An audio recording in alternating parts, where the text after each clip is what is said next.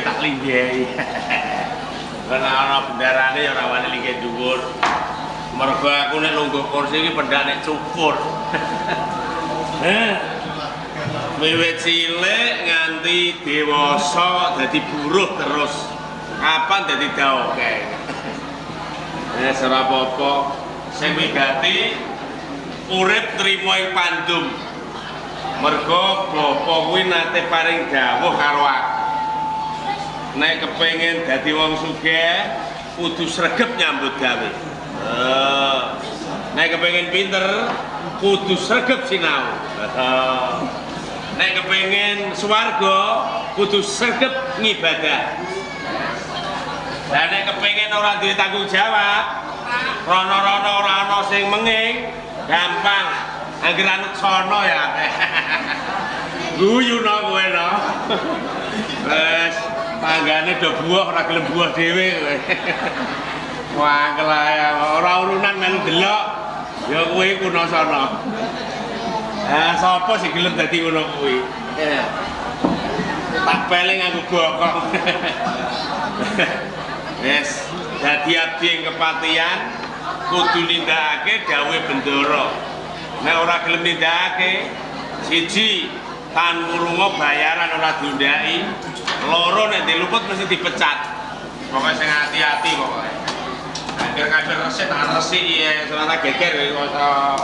Aku iki nyambut gawe ganggu ae kok. Tak sikon bledos kok malah. Apa lek ngono? Iki udah apik ya. Yen. Wah. Mas kula ngarijo. Sembrono ya kowe. Mboten. Saya ndrunya. Lah kalau mau kelawan aku. udah kawis wonten 10 menit kula niku makarya teng wingking kalih ngarijo. Lah niki apa kaya ngene iki jeneng ngarijo? Oh nggih mboten. Jenengan kok ngarijo niku lanang. Kula katoran lega Den Ayu. Nggih. Lah buder to. Kula Den Ayu. Lagi ngopo iki mau? Nggih biasa nyambut damel. Wis rambung? Iki jane nggih dereng. Nggih nyatane sing sisen mriku dereng kula sirami. Mengke nek ngantos sekaran menika layu gitu, panjenengan mesti duka. Luwe-luwe menawi kapriksana dening Rama, malah saya duka. Lembut Tirta. Nggih kula Den Ayu. Sing durung rampung dibajutke mengko ora apa-apa. Iya nggih mboten ngaten. Nek mengke mboten kula bajutke, kula sing salah mila menika kula tak lajengaken nyambut damel teng sisih wetan mriku nggih. Sik to. Lah Den Ayu. Lembut Tirta. Kula niku wedi nek gawean durung rampung gitu. Mengke kula ditutup Den Ayu. Sampun nah. Sapa sing utus sapa? Panjenengan. Abdi kudu ngestoke dawuh marang Bendaranipun. Lah, saiki Bendoro ngersake ora usah dirampungke dhisik. Sing baku iki ana wigati mriki kanggo kowe. Iya. Napa estu? Iya. Pantes napa pripun napa panjenengan menika Bendoro kula abdi kok. Ya mesti Cara carane mirunggan mawon niku kirang pas. Kirang cep.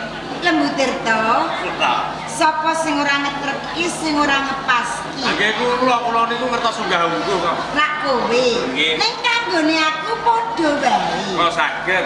Senajan to kowe abdi, ning ra abdiku ana ing Taman Kaputren. Leres. Dadi iso sabejagong paton Bendoro sing ngersaki. Nggih menawi ngaten kula namung badhe nyendikani dawuh panjenengan. Lembut Tirta. Kula Den Ayu. Aku ki jane gumun kawan kowe. Gumunipun wonten pundi? Kok ning kepatihan kene nyatane kowe ora tau mulih. Krasan ya kowe. Nggih mergo niku kula ora tau mulih sepisan kerasan. Angka loro bot-bote tandel jawab.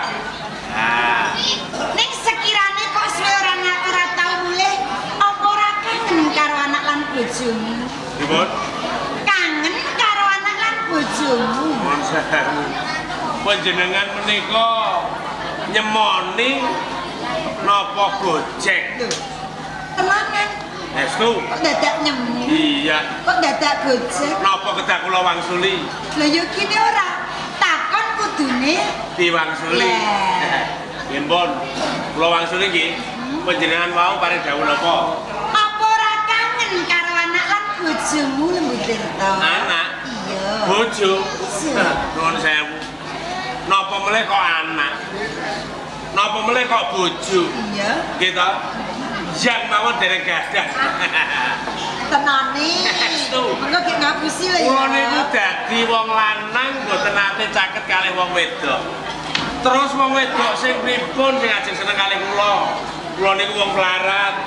Kula niku mung anake sak petinggi, nggih to? Bapak kula niku nggih mboten sugih, mboten pelarat, cekapan.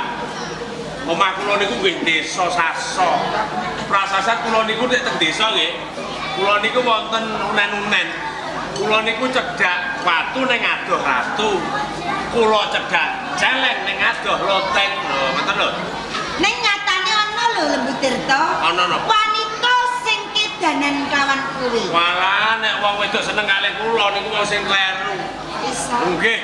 Wong kula niku nyambut damel mawon nembe abdi. Bayaran kula mung sithik.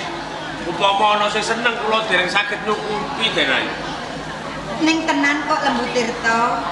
Perkara nyukupi mbok aku ora ngerti ning ana wong wadon sing kedanan kamiyun kelawan kebagusan. Nek wonten niku wong wedok sing keblinger niku jenenge.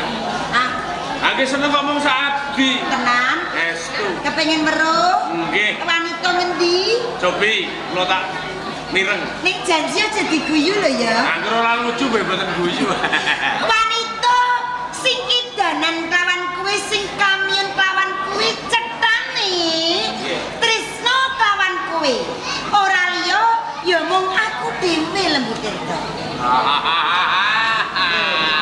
Janjine Niki guyu kula lucu ora dagelan kok.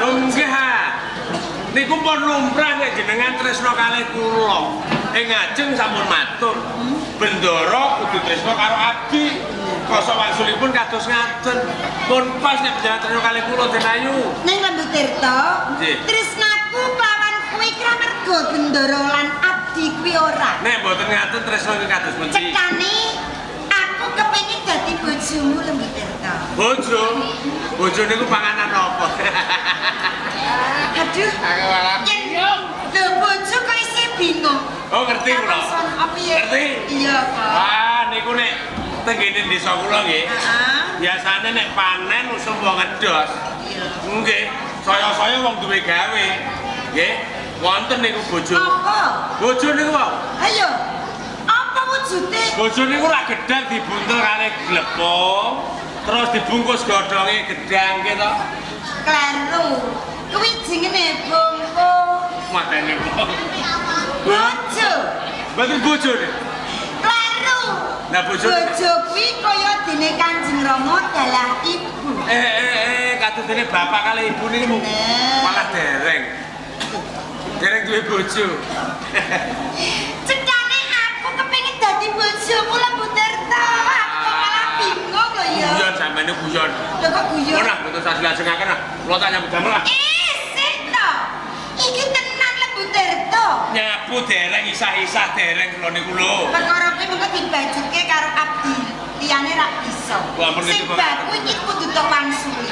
Aku kepengin pasrah jiwaraga sak metuhe kelawan kuwi Lembu Tirta. Dados niki estu. Mboten gojek. Ora. Nek kula mboten purun. Yen kowe ora gelem apa kakon putra pepati bakal lapus diri nekak karana ditampik marang katresnani. Kendhat Iya. gara-gara mboten kula tampa. Heeh. Watene wong iki repot iki. Kepiye? Niki nuwun sewu lho Denai. Kepiye kok jenengan sewu? Pawarta tekepatian iki sampun kondang kaunang-unang. Gitu. Nek panjenengan niku diwengku kalih Sang Senopati Segara Winotan. Sandung kapan melih badhe dauh. Lho. Niku ra jenenge mangke wonten perkara. Nek umpama kula nampa kalih panjenengan. Kuwi sing njodhoke rak Kanjeng Rama. Ning sithik wae prandirasa tresna kok Lembu Tirta. Pripun iki? Tresnaku mung kanggo kuwi. Kula niku bingung. Nek kula lakoni nggih marai perkara. Nek upama kula tampik ketoke kok nggo eman. Loh, ya jelas to wong kaya ngene kok tok tampik. Coba kurang apane? Sawangan kok ngarep? Sae Sawangan kok mburi? macem Kok iringan? jos. Ning yo kene. Atimu sing tido-tido napa marang aku Lembu Tirta? Kula niku kuwatir. Kuwatir kepiye? Mengke nek kula tampa wonten bendho mara. Bendone sapa? Segara Winotan. Niku Wis to? tukang ngamuk, tukang joto setia. Paton kowe gelem aku bakal tanggung jawab. Kepiye? Iya ya. Lho sajake kok abot lho Lembu Tirta? Ya abote niku perkara kula niku wedi. Niki perkara denayu. Gelem apa ora? Ditampa. Aku arep mati Lembu Tirta. Ampun denayu. Lah mulu tambahan aku Lembu Tirta. Nggih pun. Tambahan aku yo. Mangke rumiyin to. Perkara niki mboten gemen-gemen. Niki mboten perkara sepele. Perkara gedhe niki. Iya. Nggih pun ngeten mawon, nggih. Gandeng perkarane niki magepokan kalih atine kula. Iya. Sing nglakoni gelem lan orane. Niku ra atine kula. Bener. Atine kula tarine. Nek atine kula gelem nglakoni nggih kula purun. Nek selak mengke nggih ampun duka kalih kula denan. Lah kondone piye Lembu Tirta? Tandane mengke nek kula tari, nek kula mantuk niku gelem. Nek gedhe nggih ampun dipeksa. Aduh, Lembu Tirta. Nggih. Aku njaluk muga-muga kowe mantuk yo. Lho dereng sing jawab atine kula kok. Iya Lembu Tirta. Nggih. Nggih kula tarine nggih. Iya. Wes. Ngerti-ngerti. Ora atiku sing jawab iki. Muga-muga mantuk. Nggih, mang titeni nek kula mantuk gelem, nek gedhe ora gelem. Kaya ngono Lembu Tirta. Ora gampang-gampangan. Ndonga aku lah yo ndonga. Hati-hati. Kowe disenengi bendaramu Putri Woro Kesti. Kowe gelem ta ora? Gelem. Nek kowe ora gelem, bendaramu ape kendhat. Wis akeh ta ora? Wis. Alas Iki mangke belum jawab sampeyan kok. Tengarane nek ancen kowe gelem mengko kowe mantu kok. Nek ora gelem gedhe kok ya. Ora usah wedi kowe. mantuk ya. Mangke iso atine kula bencekan kowe.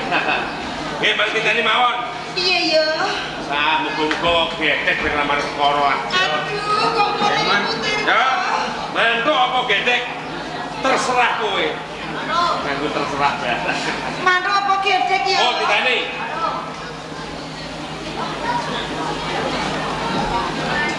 Aduh. Kok mantu tak gedhe? Mantu apa gedhe kau? Wah, nggih purun iki. Atine kula mantuk. Ateges kula purun nampa tangan kalih. Kula purun. Aku nyara Lembu Tirta. Apa? Sampai kok dicek Kang? Aduh. Yo gini. Dengkul kula ndredeg keju kabeh tenan. Sing ndi? Niki. Sing dicoba tak temoki. Wonten sing luwih ndredeg neh. Di Lembu Tirta. Kanane dengkul. Dicoba tak duwe. Malah sampeyan kula cuma-cuma ae. Demo kula purun. Nek panjenengan kedatang kejawab kali kula. Sepisan nek wonten Ndorapati angka loro Segara Winutan boten trima. Panjenengan kedatang kejawab. Aku bakal tanggung jawab. Sampeyan ora usah basa kawan aku mengko mundak ewolan pati. Boten kualat. Ora. Boten apa-apa. Nggih pun ngaten. Sampeyan nunggu aku diajeng. Diajeng Woro Kesti.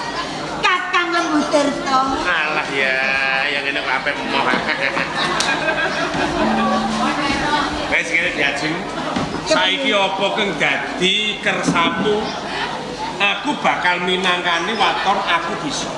Kakang, saiki aku njaluk tok piteki kakang. Iya. Mindah kaya ngopo rasane tok piteki. Kaya apa? Lan kalau tok kerepku kakang. Nanging tanganku kapalnya gede-gede. Kapalnya gede-gede. Kapalan. Ora apa-apa malah mantep kok kakang. Kita Sing ndi sing loro? Iki kakang. Piye diajak? Aduh enake Kakang. Atine sing enak ngono lho Kakang. Kekarane wong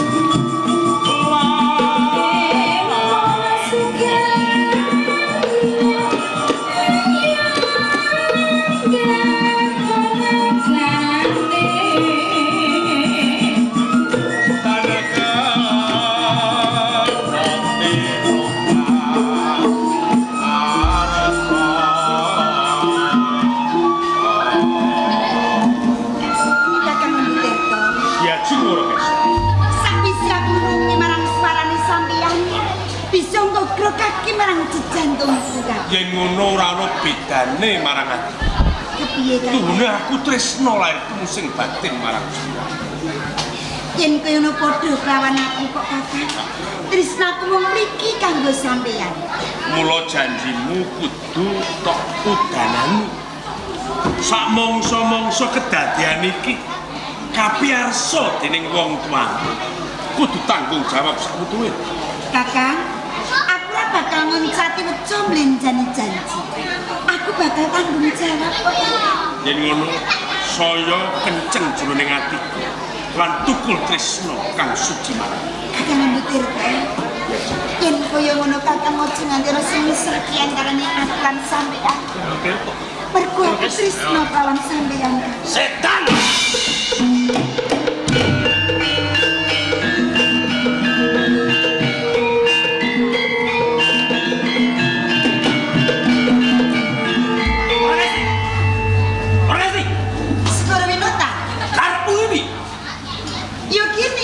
Mbok yo aja mbedhong atiku. Mbok aja mbedhong rasaku. Segara Winata kene to Kakang. Lajeng nyapu mawon. Sik. Rampung perkarane lajeng ngebel. Kakang, ndi mau sing dijogo sing loro? Niki pipi. Aduh, mesake. Terus. Mesake. Terus. Hei. Ora ngono. Segara Winata. Tambel apa rugi apa yen aku ngelus-ngelus pipine. Terus tutupno. Tutupno. Ora kesi. Aku mau goreng-goreng. Panas rasane atiku. Panas.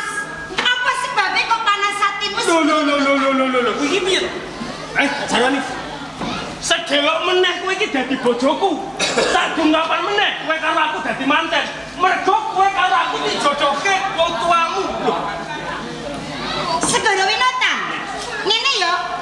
Kakang kene to. Wajine dijotos mulai Denayu. Oh, jotos. Segara Winotan. Lho padha-padha milih. Lho wong ana ngene kok pilih kaya ngono. Karepmu piye? Lho iya to, wis cetok. Wis cetok yen to Kakang Lembutirta iki bebasan lampu 1000 watt. Mencor-mencor madani jagat. Sope kapal iki 1000 watt. Lembutirta bebasan lampu 1000 watt. 1000 watt.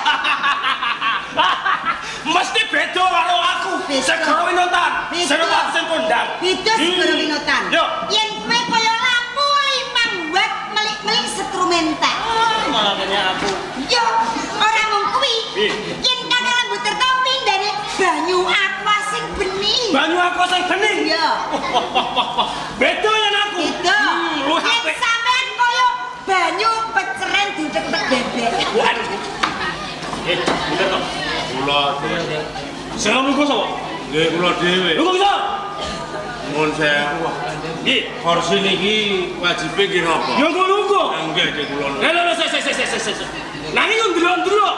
Sing lungguh iki sapa? Derajatku ning kene wae. Derajat krokot. Ngene Kakang. Pal 28 bebas. Sing lungguh iki kudune aprak bendara. Nggih. Sampe tak pangku. Ngoten. Iya. Ngene ya, Kak. Ada. Terus untuk kali malah. Ampun ah. Mengke diamuk tukang son sampean. Ya mok Ora ngono. Aku iki gumun karo kowe. Kula niku mboten karepe kula dhewe nggih, Kang Senopati. Kok kowe kondo ngono? Lah nggih sing ngersake Denayu. Ngene kok do. Lembutirta. Kok iki kebagusan kowe. Kula niku mboten bagus nggih. Ajur apa? Ning rada lumayan. Padha wae. Lho, bener ya Kakang. Sampeyan ora ngerti to? Kakang Lembutirta iki bebasan emas sing 24 karat. Mas Lembutirta iki emas 24 karat. Itu yang sampean. Doni, Yang sampean emas sekarat. Kae niku sekarat. Saya. Nggih ajeng mati. Ora ngono lho. Kowe wani mlebu ning Taman Sari. Kula niku nyambut damel teng taman. Wonten rawuhipun Denayu. Yo, Kesti. Pak Banjur. Kula ajeng nyambut damel teng sanesipun panggenan. Boten dipun keparengaken. Mergo Denayu Woro Kesti nembung tresna kalih kula. Piye? Nembung tresna. Sak banjure. Nek boten kula tampi, Denayu badhe kendhat lampus diri. Tenang kowe iki. Nggih. Nek kowe kudune yo ngerti lho Lembutirta. Sak kapan meneh aku karo Woro Kesti iki dadi manten. Kula sampun matur kados ngaten. Iya. Ning Denayu wani tanggung jawab. Tanggung jawab piye? Nggih nek wonten napa-napa nggih wani tanggung jawab. Mun sampeyan lho niku umpama nggih. Iya. Kula tanyun reksa. Perkara apa iki? Umpama sampeyan dadi kula. Aku dadi kowe. Nggih. Ana wong ayu. Ana wong ayu? Ya. Iya. Seneng kalih sampeyan. Seneng karo aku. Nggih. Iya. Nek ora sampeyan tampa, wong ayu niku ajeng kendhat mati nipun. Wong ayu nembung seneng karo aku, upama katresnane ora tak tampa, Nggih. bakal kendhat. Nggih. Kudune nek ditampa, edan kok. Mesu. Iya. Kudu ditampa. Kudu ditampa. Menika Denayu kula tampa. Edan kok. Edan kok kaya ngene kok ora ditampa. Tur meneh lho Kakang. Nggih. Yen aku jejer karo sampeyan, Nggih. yen dicondro. Candrane Sing wadon katon cemplorot. semplorot. Sing kakung katon prabot. Prabot. Sing nyawang. Sing nyawang pripun? Cekot. Sae sampean. Cekot-cekot sampean ndak setrum. Mati. Cepet mati ngono karemu. Iya. Nggih. Dongakno kena mati. Mboten. Kakak, yen aku jejer kawan sampeyan, Nggih. sampean ngerti ora? Sinetron sing ning RCTV. WCTV. Cinta Suci. Sampean dadi sapa? Aku dadi Suci. Lah kula. Marcel. Ae. Suci. Marcel. Lah aku sapa? Aku sapa? Ayo. Ora ngerti kowe. Lembutirta. Wis mergo iki ana bab sing bakal tak rembug. Aku pengen mirunggan karo bendaramu. Kalih. Minggir. Kalih. Kakang! Oke to kula diceluk terus kok. Aku kira isi nado sapa sampean lho Kakang Lembutirta. Loh, nggih to. Toal rangkulan osok sang pipi. Karepmu ngagep apa? Bab nyamuk. Murneto. Kudune kowe ngerti. Kowe nek kene abdi, tik mulyane uripmu nek kepatihan. Kula sampun ngertos. Kowe malah gonjak karo calon bojoku karepmu piye? Kula niku mboten gonjak, ning Den Ayu ingkang nyuwun kok. Segara Winota, sejatine Kakang Lembu Tirta ora gonjak. Nanging aku sinembung tresno lawan Kakang Lembu Tirta. Iki tenan. Kowe sing nembung tresno. Mergo kowe luput, kowe kleru. Minggat saka dalan kepatihan. Iki katresnan kok cedak. Nggih kula dicedhaki. Kowe minggat ora? Mboten. Mboten to? Nggih. Mung iso ana welas sakjroning atiku. Pungkasku sing pungkas. Minggat saka dalan kepatihan. Mboten pikantuk Den Ayu. Minggat ora? Minggat ora?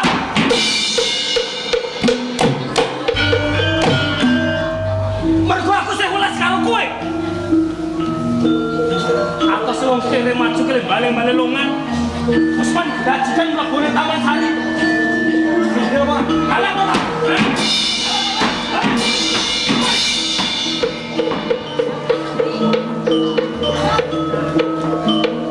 Udeton. Awak dene kowe ora guys. Rumangsa kok pirang-pirang ke aku. Atiku loro. Atiku panas. Mergo kae katresnan. Kae katresnanku sudah mulai dadi bojok. Perkara iki aja mbok kira wis rampung. Nanging ngerti tak bradolke marang Budi Patih negara.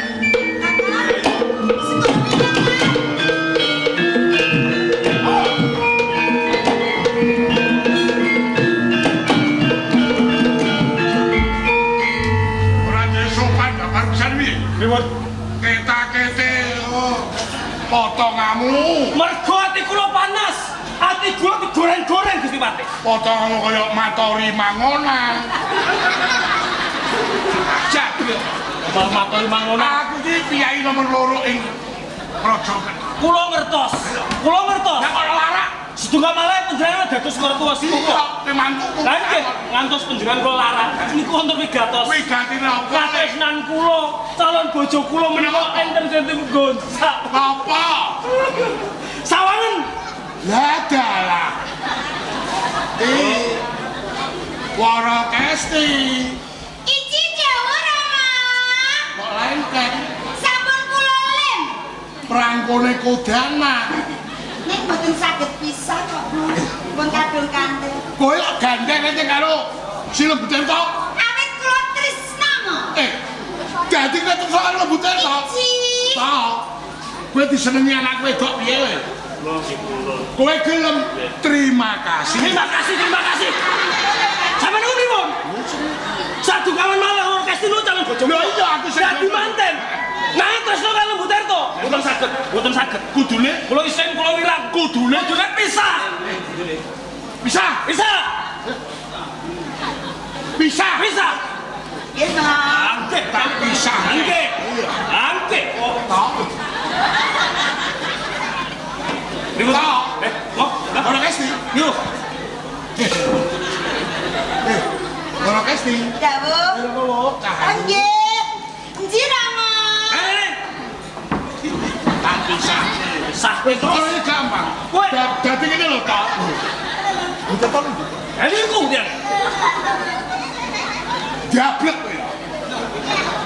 kowe jamu lawan apa Ngotek gandeng. kowe bisa Ngecekel mau. Nyuwun sewu, nyuwun sewu. Upami Lembu Tirta menika tresno kaya orkestra. Sak mboten-mbotenipun menika nglewati panjenengan kula Wong piye? aku wong tuane. Lah panjenengan tiyang Sing sepuhipun. wajib malih. Anjir. kudu kliwat Ngliwati panjenengan. Ora tau sekolah.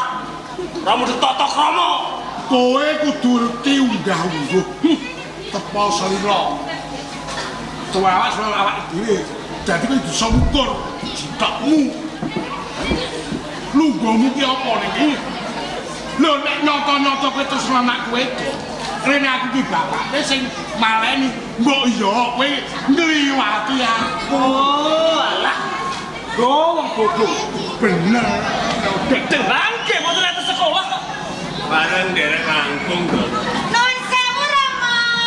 monggo Ayo Kakang, sepisan meneh. Mantep. Bareng derek langkung. Nuwun sewu Rama. monggo Heh, jangan pripun to? apa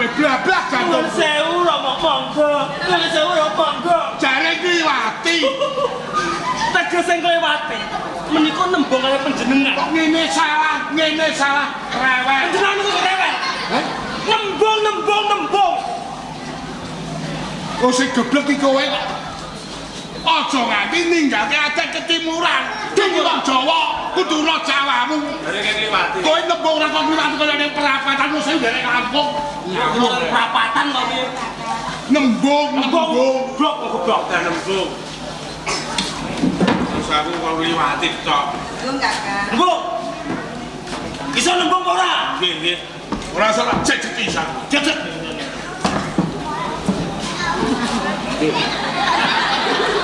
Jenguk kopi napa pripun jenengan? Jenguk Kagak pepe sekat kok piye? Oh tak idoni geten kok malah. Jenis silat nggih, Mo.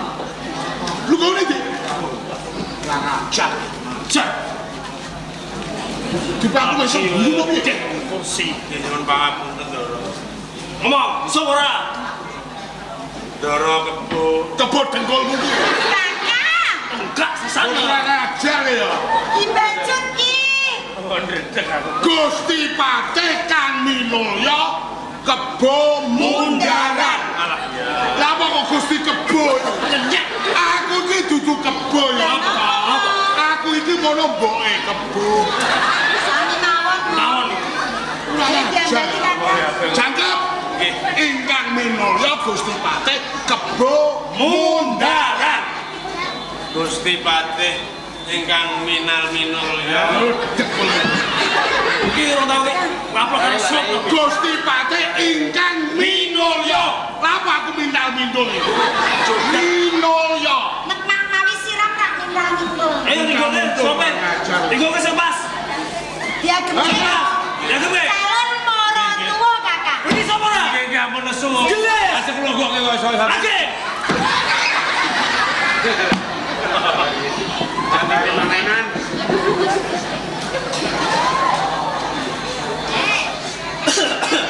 Dumateng Ndoro Patih Kebo Mundaran ingkang minul. Iki yo bener. Iki jenenge jangkep. Jangkep niki. Gusti Patih ingkang Minulya Kebo Mundaran. Ki jangkep. Jangkep. Nggih jangkep. Kula Lembu Tirta Ndoro. Ya. Badhe matur wonten ngersanipun Ndoro Patih Kebo Mundaran. Arep matur apa? Bilih kula tresna lan denayu wara kesti. Cetanipun kula nglamar Ndoro. Kula pek bojo. Dadi kowe nglamar anak wedok. Leres. Wong tuwa iki kena darani gadah ning ora gaduh, ya. Purbane aku wase iso sing nglakoni. Yen iki ora sing nglakoni, tak tarine luwe dhisik. Nggih. Inci jamu rama jamu. Ora kesti. Jamu rama jamu. Kowe krungu dhewe nek arep dipek bojo Lembu Tirta, kowe gelem ta ora, Nduk? Rama, rene kula sampun tresna kalih Kakang Lembu Tirta. Mila kanthi menika pangklamaripun Kakang Lembu Tirta kula tampi. Kok tampa?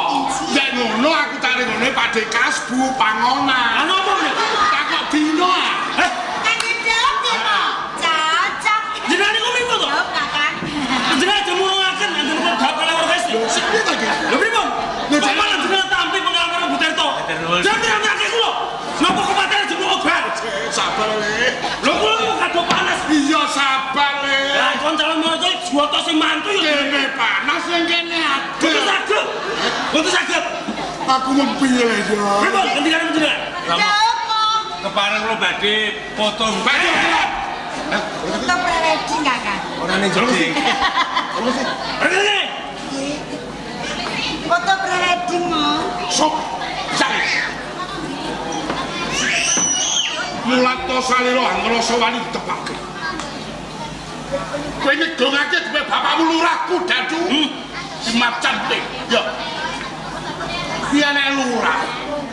Pakmu dipocot, dipecat perkara korupsi beras. Iki tak kukup. Upawa ora kukup, kowe kelambrangan. Uripmu pas-pasan. Mergo kowe sisa udan loro saurung. Leres. Yo aja ngasuk. Dupe aku mesem guyu.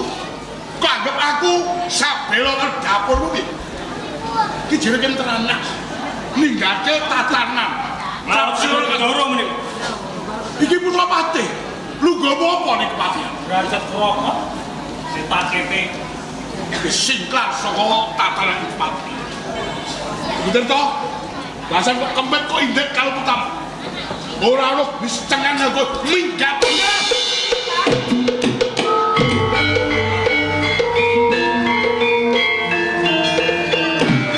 Dolos. Ya menawi kula lemah. ya dolos. Jalaran menika ingkang mriki perkawis lamun dengahi. Oh pawadamu kebagusan kowe iki. Estu. Kebagusan kowe anak iki dalem jago. Kula taksih kepengin makarya mboten ing dalan kepati. Aku soal sepet nyawang pasuranmu. Jemberi ning pati. Kula nyuwun pangapunten. Wis mikir kok sikit. Wis mikir kok sikit. Wis Oh, nek kok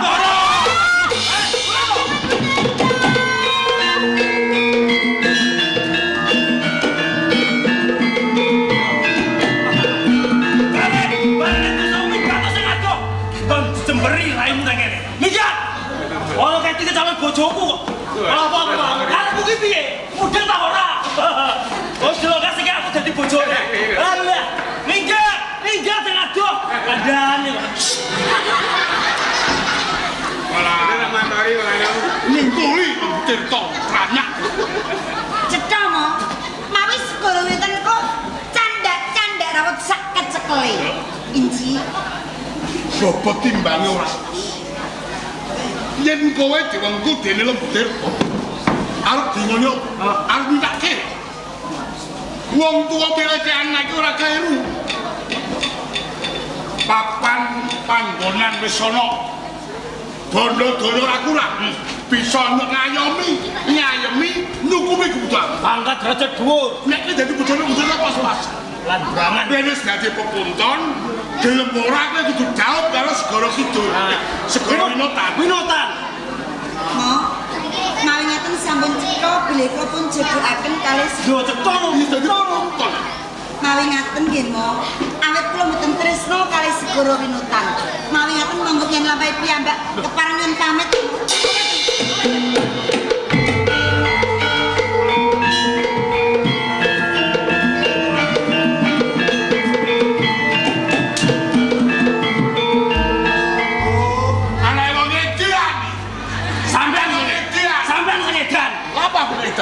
Ngendikan sampeyan pripun?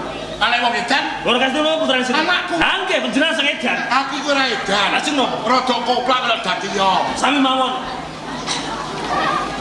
Cukup. Napa wurung mangkenipun? Kowe krungu ora tembune Wara Kesti sing punasripun? Rama. Nggih. Kula mboten terus. Rene sing dodoke penjan kalih segara winotan panjenengan.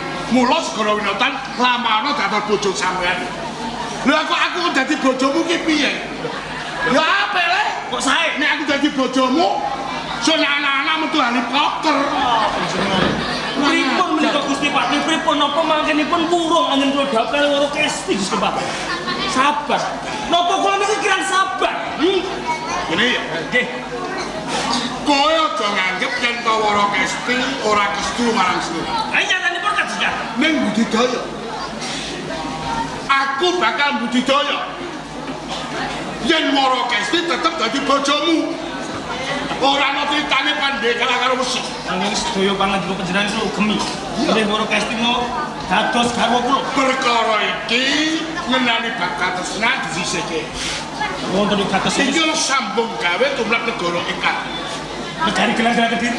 Ajeng menapa bapak ngirsa dalem Ndoro Adipati Jayakatwa. Nggih. Iki kepengin mleket negara ing Singosari.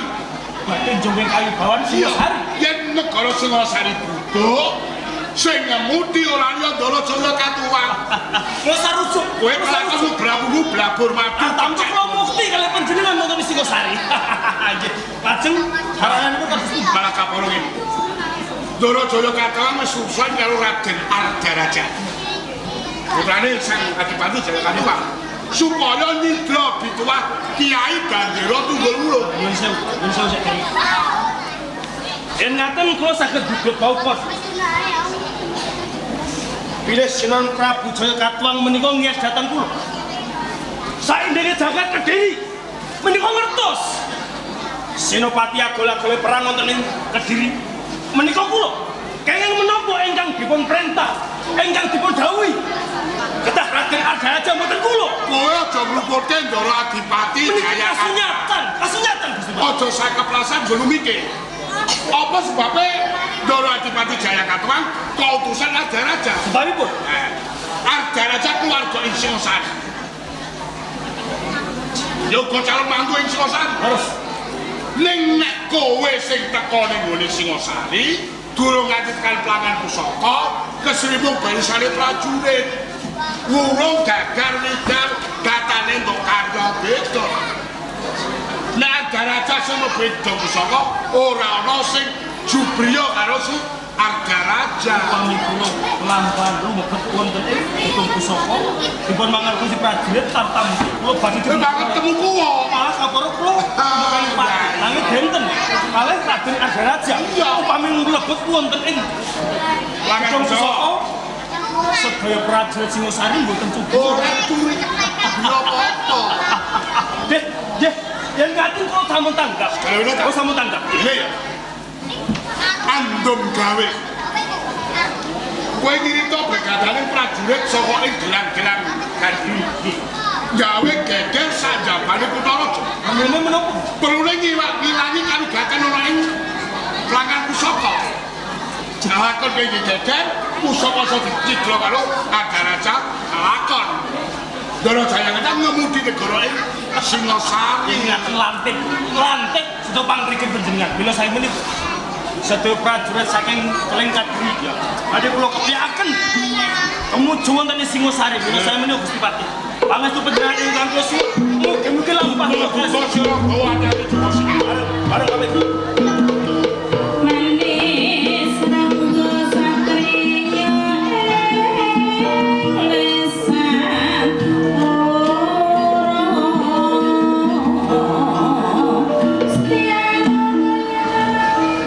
Singosari berubah, Jaya Katuang dadi ratu. Aku sing balu Jaya Katuang.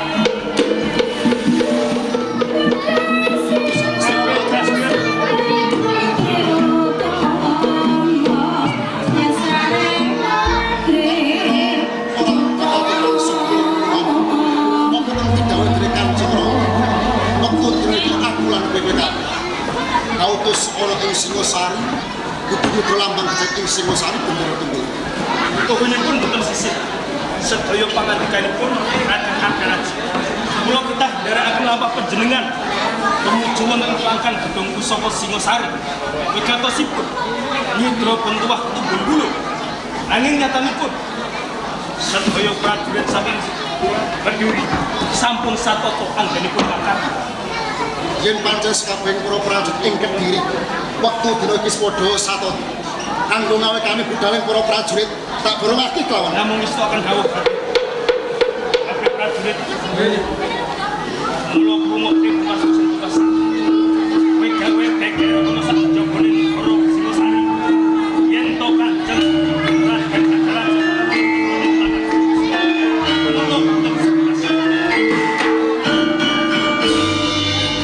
kabeh para tamu. Siyaga makarya. Ngesti sanjata lumaksana makita kitu. Bebarengan tumuju ana ing Singosari. Tandya! Pitunggasku karo kowe kabeh ngomong Kediri. Aja pisan-pisan bali ana ing Kediri. Yen to durung bebarengan karo Tunggul Wulung. Tandya!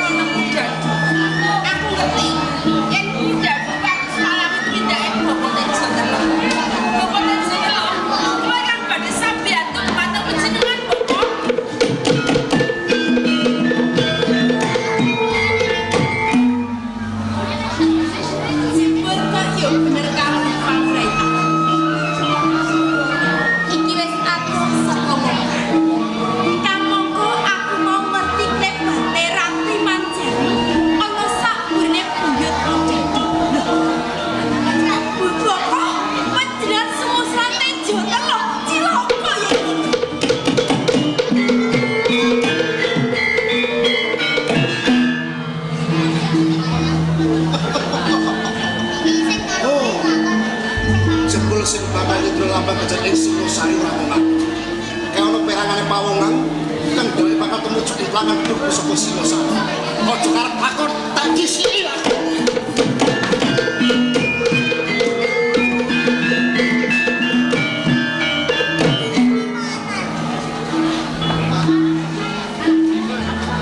Yen ora kleru ing pandi.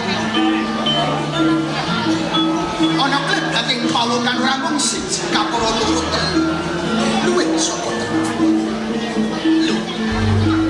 Yen ora kleru tumuju ing gedhong pusaka. He, pawongan mantep.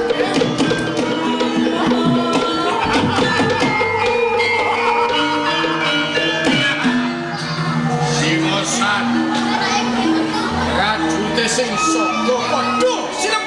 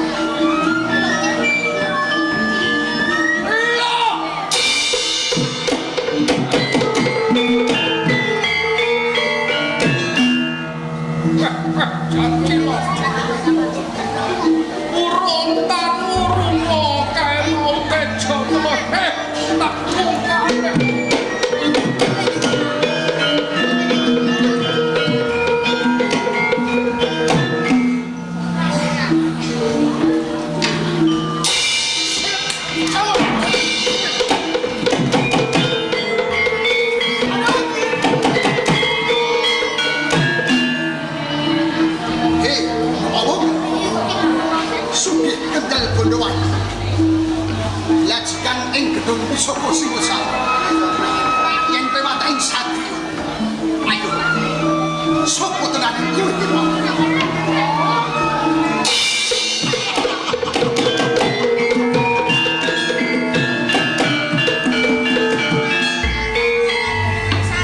iki kowe arek pancen ora luput yen kaya ngono pawongan sing tumapane gedung Soko Singosari iki kowe arek pancen ora tak silai yen kaya ngono aku bisa ndak ilange bandera tunggul kula bantu ing Singosari kuwi kang ndolongan Wijaya aja sok seneng ndumuk marang arane liyan yen kowe durung ngerti bukti lan nyatane pancen ing ngarep aku kepengin kedunungan lambang gedhe ing Singosari nanging bareng aku lakon ing pelanggan gedung Singosari Nitro lambang gedhe ing Singosari bendera tunggul wulu jebul kacedro dening Ratmo satwa cabar pun kudu digawe arek raja Wijaya ora ana tinane wong maling pingat yen to maling aku pun jalan mesti kebak opo pawajan nganti kowe kepengin kedunungan bendera tunggul wulu arek raja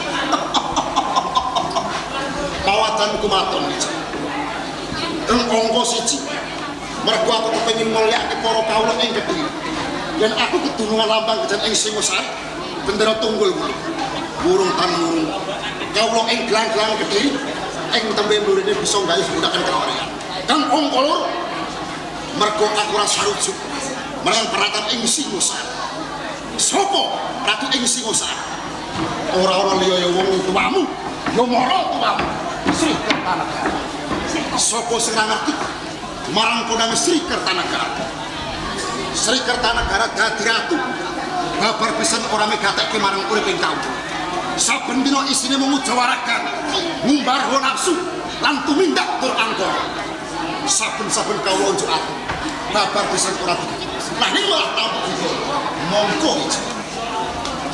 jeneng dadi pangarsa kuwi kudu duweni watak telung perkara siji watak ing bapak angka loro watak ing guru kang pungkasan watak ing ratu kabeh kuwi mau gono werdine dhewe-dhewe watak ing bapak kudu adil ngene peparing kelawan putra-putrane apa wong tuamu adil babar bisa wataki guru kudu bisa digugulan ditiru uga kudu bisa minterke marang anak didike apa wong tuamu bisa minterke lawan kuwi ora wis babar pisan ora kang puasa watake ratu ratu kewono dewatak welas kasih marang kaum ambek adil para marto berbudi pawlaksana nanging apa kasunyatane babar pisan wong tuamu ranate migatake marang kaum mongko jaya jumbuh marang paugrane ratu kemes kapacan ing ngarsa Suntulodo ing madya mangun karsa tuturi handayane nanging apa ing wong tuamu ing ngarsa Suntulodo ing madya numpuk bojo Wijaya Ardaraja malah sangsaya kelarung-kalurung tepuk yen kowe nggamana kelawan Rama Prabu Sri Kertanegara kok anggap ratu sing ora migatake marang kaum bingung pawakan nanging dene malah dikosok bali menungso sing ora ngerti marang bebudene liyan kuwi bawan jagat nganti saiki ngrendani kawibawan ing gelang-gelang wis sok-sok kuat awit saka parinirmane Rama Prabu Sri Kertanegara kaparingan putri Triman Ibu Trubali wis sok-sok Ardaraja wis saka parinirmane Rama Prabu Sri Kertanegara lan Sri Ramudi nganti tembayatan mangun bali wis bebrayan agung kelawan Yayi Naragwita kuwi awit saka Rama Prabu Sri Kertanegara Ardaraja yen kaya pancen bener pancen bener kandhane wong akeh yen to wong seneng ora kurang ing pangalembono nanging yen to wong gedeng ora kurang panjajak kaya dene kowe Ardaraja Wijaya ora maido nggonmu sabelo kepati pati kelawan wong tuamu mergo yen nganti rasa belo kelawan wong tuamu ora bisa Ardaraja opo Wijaya nganggo bawadan opo wae kowe ora bisa sing bandera tunggul lurung tak jaluk piye kok jaluk kepiye nggon kumpul aku babar pisan aku ora ngerti dununge laman den ing Singosari Wijaya Suku Malungko